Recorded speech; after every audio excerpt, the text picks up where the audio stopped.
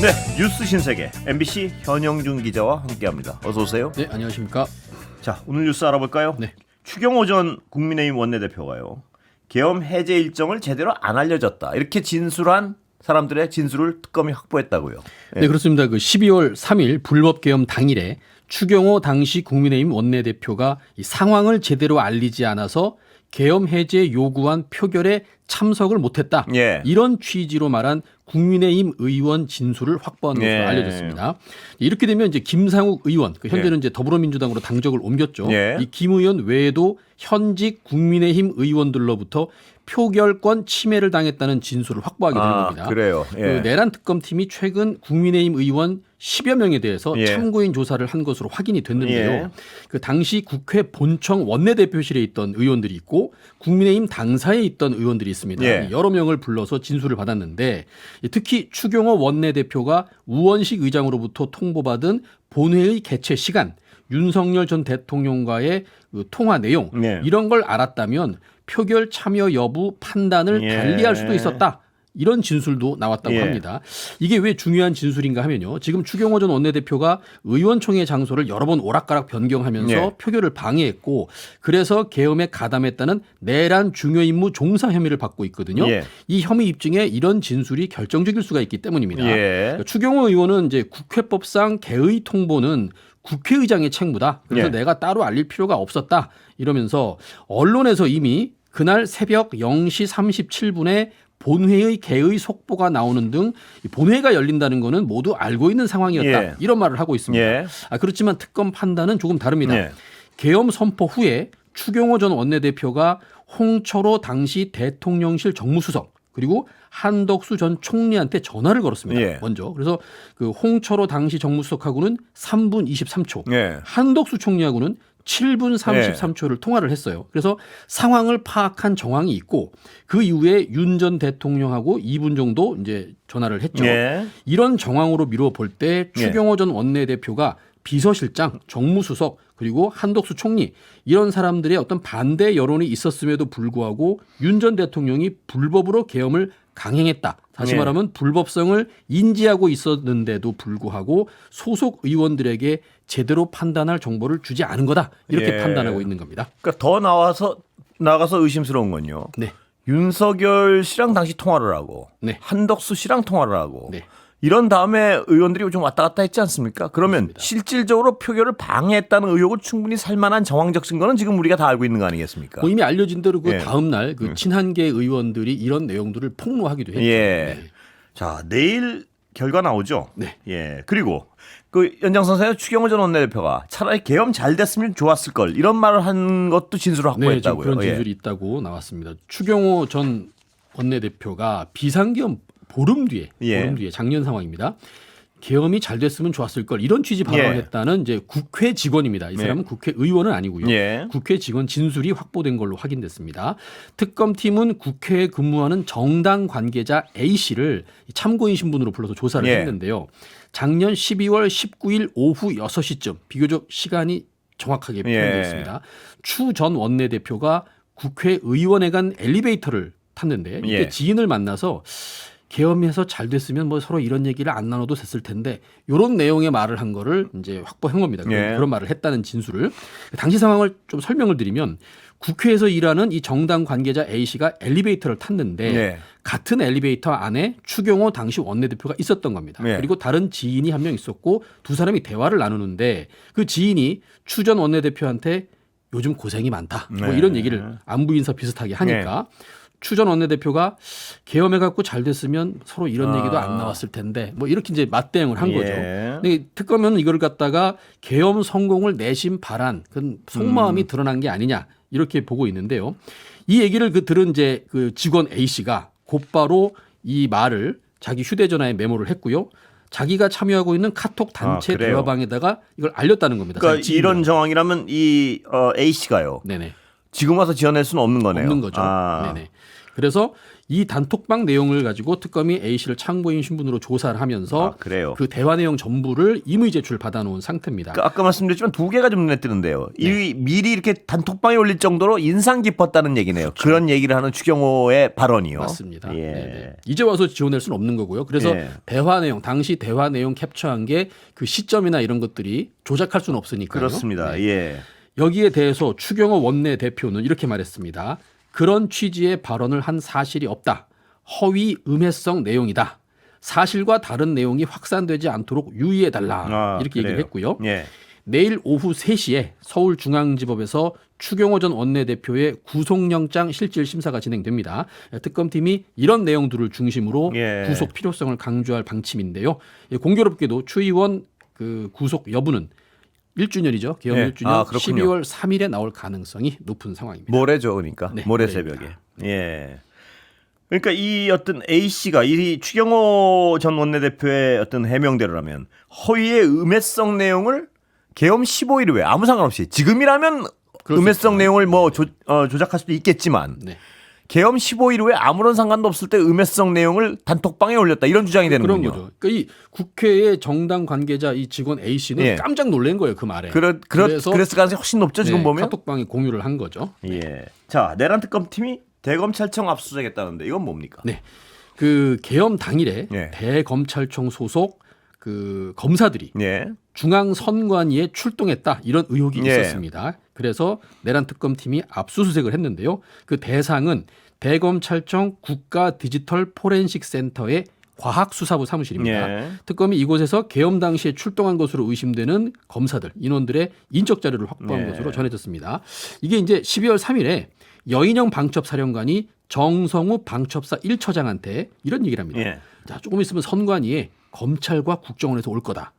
중요한 임무는 검찰과 국정원에서 할 거니까 야. 그들을 지원해라. 이렇게 예. 지시를 했다는 의혹이 나왔고요. 이 출동한 방첩사 요원들의 진술 중에서 이런 말이 있습니다. 선관위의 서버를 확보하면 검찰과 국정원이 올 것이고 이들에게 인계해주면 된다. 이런 네. 지시를 받았다는 겁니다. 이제 이 청취자분들께서는 도대체 검사가 이 서버를 어떻게 하려고 하는가? 예. 자, 의혹의 인물은 예. 당시 대검 과학수사부장이던 허정 검사장인데요. 예. 이 허 검사장은 디지털 포렌식 전문가로 알려져 있습니다. 그래서 당시 방첩사 대령과 1분 22초가량 통화를 하고 이 선관위에 출동한 게 아니냐라는 의혹을 받고 있습니다. 예. 그래서 앞서서 특검이 허정 검사장을 포함해서 당시 과학수사부에 있던 검사 2명의 휴대전화 통화 내역, 통화했는지 안 했는지를 봐야 되니까요. 그리고 차량 운행 기록을 제출하라고 요구한 바가 있습니다. 특검이 오세훈 시장 기소했네요. 네, 그렇습니다. 예. 명태균 여론조사비 예. 대납 혐의 때문입니다. 그 민중기 특검이 오늘 오세훈 시장과 강철원 전 서울시 정무부시장 그리고 사업가로 알려진 김모 씨 이 사람을 정치자금법 위반 혐의로 기소를 했습니다. 이 정치자금법 위반은요. 본인이 벌금 100만 원 이상의 형이 확정될 경우에는 당선이 무효가 됩니다. 이 강 전 부시장은 당시에 2021년 서울시장 보궐선거 당시에 오세훈 시장의 그 캠프 비서실장을 지냈던 사람이고요. 김한정 씨는 이 오세훈 시장의 후원 회장으로 여론조사 비용을 대신 납부했다 이런 혐의를 받고 있습니다. 예.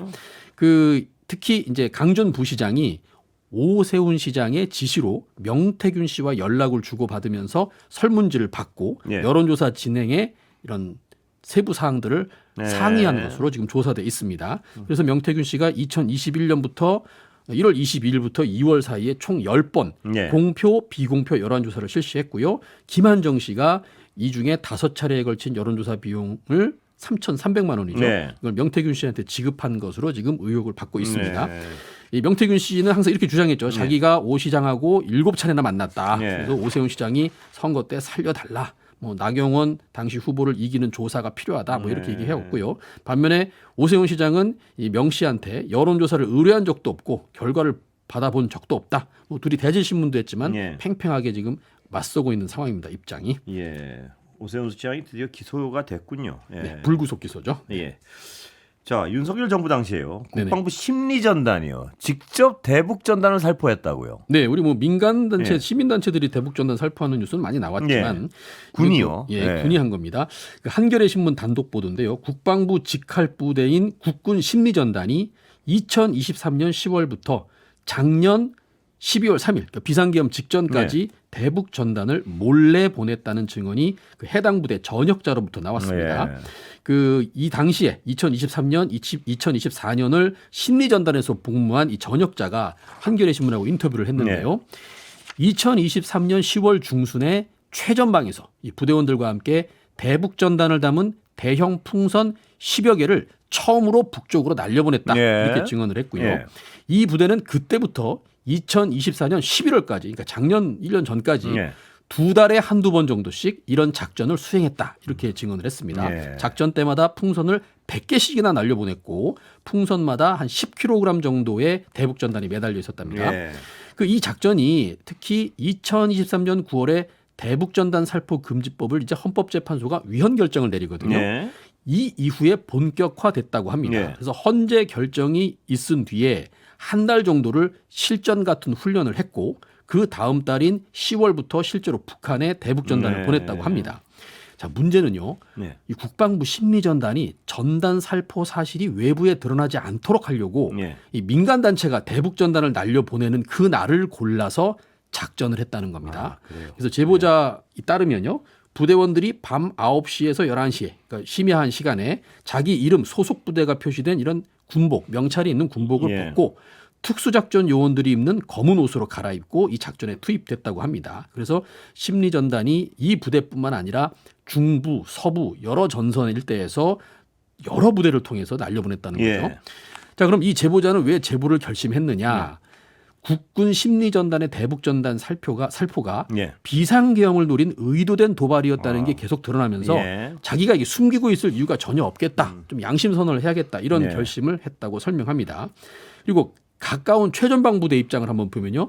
이 전단 살포 작전, 우리 심리전단의 전단 살포 작전을 미리 알려주질 않아가지고 이 심리전단이 보내는 이 전단, 풍선이 날아갈 때마다 해당 부대들한테 영문도 모르는 비상이 걸렸다고 합니다. 우리 부대끼리요. 자, 이런 소식 오늘 이재명 대통령이 이 보도를 SNS에 공유하면서 계엄을 명분으로 전쟁을 개시하려고 군대를 시켜서 북한에 풍선까지 날렸다. 전쟁이 날 뻔했지만 위대한 대한민국 국민들이 막았다. 이렇게 적었습니다. 그러니까 풍선을 보내서 북이 반격을 해올 걸 예상하고 그렇죠. 군에는 옆 부대는 알려주지도 않고 맞습니다. 자기들이 풍선 보내놓고 심리전단. 그 다음에 비상 걸어놓고 그렇습니다. 그러니까 기다린 거 아니에요. 결국은 도발하기를 북한이 유도한 거라고 봐야겠죠. 뭐 이거 외에도 우리 뭐 무인 항공기나 이런 드론 같은 것들도 몇 대씩 보내서 이게 전단이 제일 멀리 간 게 원산까지 갔다고 합니다. 자, 민주당 장경태 의원 성추행 논란. 이건 어떻게 돼가고 있는 겁니까? 본질이 뭐죠 지금? 일단 경찰 얘기부터 먼저 들어보면요. 경찰이 이제 민주당 장경태 의원 성추행 의혹과 관련돼서 동영상을 확보해갖고 지금 분석 중이라고 합니다. 서울경찰청 여성청소년 범죄 수사계가 이 고소장을 접수해서 수사를 하고 있고요. 경찰이 오늘 정례 기자 간담회를 했는데 촬영자가 제출한 식당 내부 영상을 확보했다. 그리고 추가 자료를 확보하는 중이다. 이렇게 말했는데 다만 이 경찰은 사실은 해당 식당의 CCTV 영상도 구하려고 하고 있는데 이게 1년이 넘게 지난 상황이라서 이 CCTV 확보는 좀 어려움을 겪고 있는 상황입니다. 이 개요를 간단하게 말씀드리면 작년 10월입니다. 여의도의 한 식당 그 장경태 의원은 기자회견에서 개방된 족발집 이렇게 표현을 했죠.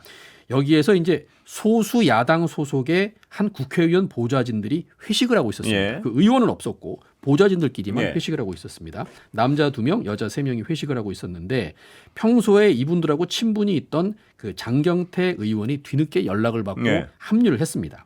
자, 이 자리에서 장 의원이 한 여성 보좌진을 추행했다는 고소가 이제 지난주죠. 25일 영등포 경찰서에 접수가 됐습니다. 그런데 양측 입장이 크게 다릅니다. 많이 엇갈려요. 이 고소인은 아까 말씀드린 이제 소수 야당 의원의 여성 비서관이고요. 무슨 까닭인지는 모르지만 당시 이 여성 비서관의 남자친구가 그 식당에 와가지고 동영상을 촬영을 했습니다. 그래서 그 동영상의 일부가 TV조선에 보도가 됐고요. 이 고소인과 그 남자친구는 추행이 있었고 그것 때문에 당시에 경찰까지 출동했다. 이런 주장을 하고 있는 상황입니다. 반면에 이제 장경태 의원이 어제 기자회견을 했는데요.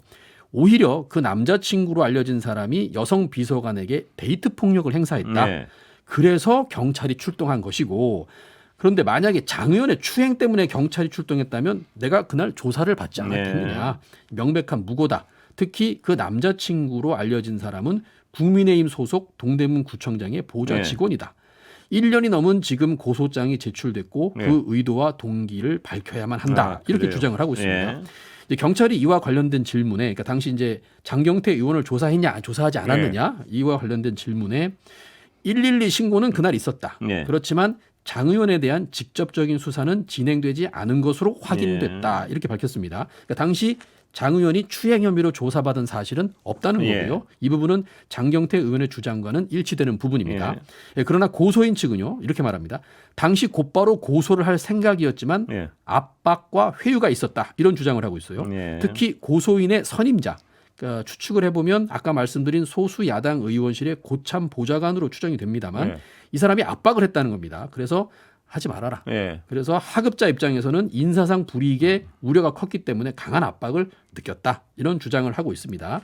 예. 지금 이렇게 말씀드린 것처럼 양측의 주장이 워낙 팽팽해서 이 경찰 수사가 어떻게 나오는지를 지켜봐야 될 것 같습니다. 당시가 공개된 장소였다면서요. 그럼 그렇습니다. 목격자들이 여럿 있지 않나요? 네, 목격자들이 여럿 있었고 예. 심지어 그 방송사의 기자도 예. 그 식당 한쪽에 다른 테이블에 있었던 것으로 알려져 있습니다. 예. 그런데 그 어떤 목격자의 진술은 아직 나온 게 구체적으로 없나 보죠. 아직 예. 경찰에서 그 사람을 조사하진 않았어요. 고소인이 됐든 예. 피고소인이 됐든 사람을 조사하진 그렇군요. 않았습니다.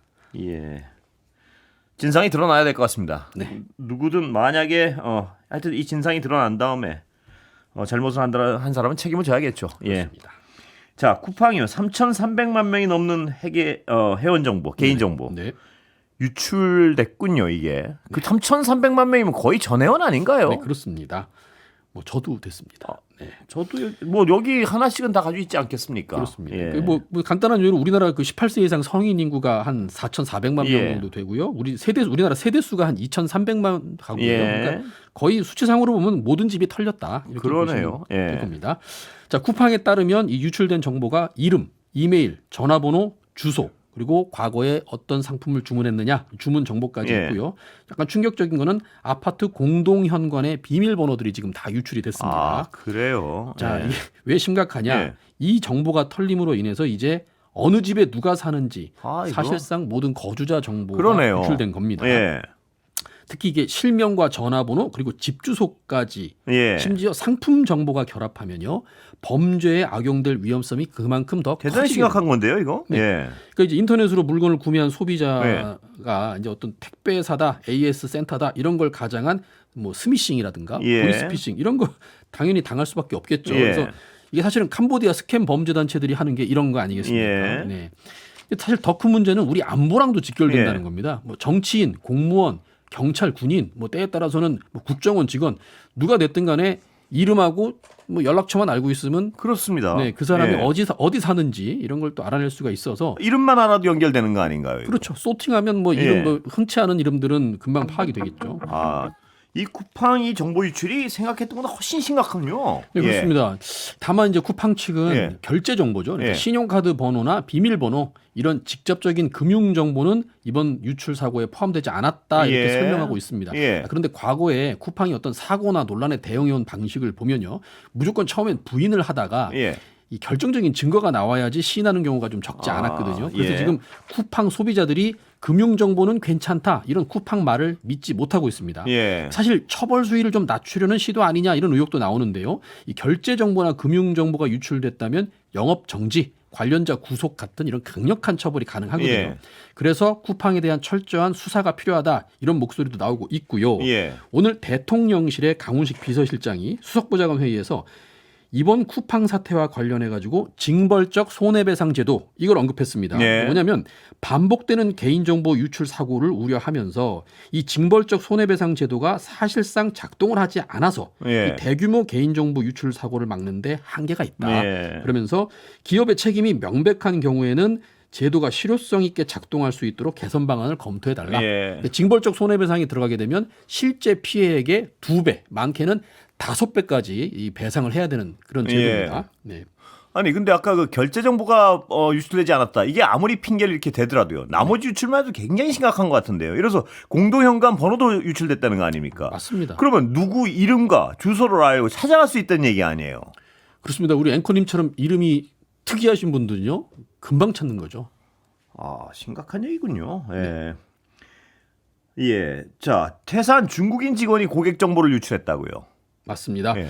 이 퇴사한 중국인 직원, 편의상 이제 A 씨라고 하겠습니다. 예. 이 중국 직원이 쿠팡 내부에서 시스템 인증 업무를 맡고 있는 예. 사람이었습니다. 그래서 이 내부에 들어갈 수 있는 어떤 사용자 인증, 사용자 권한 부여 이런 것들을 처리했던 담당자인데 예. 아주 높은 권한을 갖고 있던 사람이죠. 근데 문제는 이 직원이 퇴사를 했어요. 예. 퇴사를 한 상태에서 이 직원이 갖고 있던 시스템 접근 권한, 뭐 전문 용어로 뭐 인증 토큰, 예. 서명키 이런 표현을 쓰는데요. 이게 퇴사를 했는데도 폐기가 안 됐다는 겁니다. 예. 계속 회사 다니질 않고 있는데 이 인증 정말 엉성하군요. 그렇죠. 예. 인증 시스템을 갖고 예. 그냥 출입이 가능한 거죠. 예. 그 시스템에. 그래서 결국에는 이런 개인 정보가 유출된 건데 심지어는 이걸 5개월 동안 몰랐다. 이 5개월 동안 모르고 있어도 예. 방치가 돼 있던 거고요. 이 문제는 이 중국인 직원 때문에 좀 또 이렇게 논란이 있고 있는데요. 예. 현재 쿠팡 IT 인력의 절반이 중국인이다. 이런 폭로글이 또 나왔습니다. 예. 직장 익명 커뮤니티에 한 게시물이 올라왔는데요. 본인을 쿠팡 개발자다 이렇게 예. 소개한 사람이 현재 쿠팡 IT 인력의 절반 이상이 중국인이고 예. 매니저는 이제 관리자를 예. 뜻하는 거죠. 매니저는 거의 90% 이상이 중국인이다. 예. 그들은 심지어 쿠팡 서비스를 이용하지도 않는데 예. 오너십도 없는데 그렇게 많이 고용돼 있다. 예. 그래서 결국 이번 사태도 무분별하게 중국인을 데려다 쓴 결과가 아니겠느냐. 물론 이 게시물의 진위 여부는 아직 확인되지 않고 있고요. 예. 쿠팡 측도 이와 관련된 별도의 해명은 없는 상황입니다. 예. 예, 여기까지 듣겠습니다. 오늘. 예, 감사합니다.